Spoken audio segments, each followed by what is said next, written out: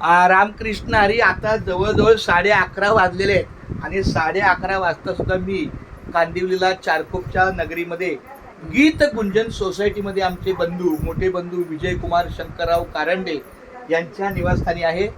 तर आमच्या विजय भाऊच्या घरी त्यांच्या शुभाशीर्वाद कृष्ण नामाची नामावली आहे.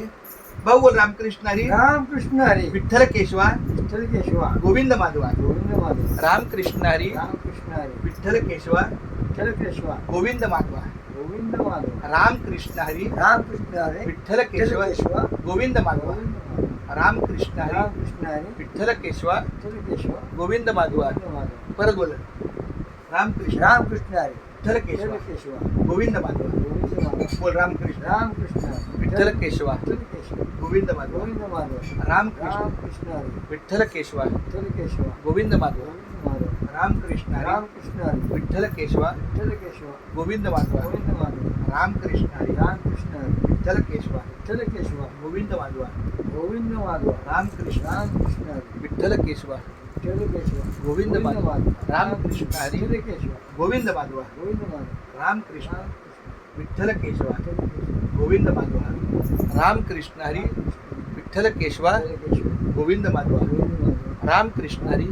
विठ्ठल केशवा. विठ्ठल केशवा. गोविंद माधवा. गोविंद माधव. रामकृष्ण हरी. रामकृष्ण हरी. विठ्ठल केशवा. विठ्ठल केशवा. गोविंद गोविंद माधवा. माधव. रामकृष्ण हरी. रामकृष्ण. विठ्ठल केशवा. बस. गोविंद माधव. आता बस बस बस. ते माझी नाही, नाही, सही असं. असेल. ते माझी नाही सही नाही असणार. नाही असं मी करतो. एक मिनिट. रामकृष्ण हरी. आत्ताच आमच्या विजूभाऊच्या हातातून रामकृष्ण हरी विठ्ठल केशवा गोविंद माधवा या नामस्मरणाचं लेखन झालंय.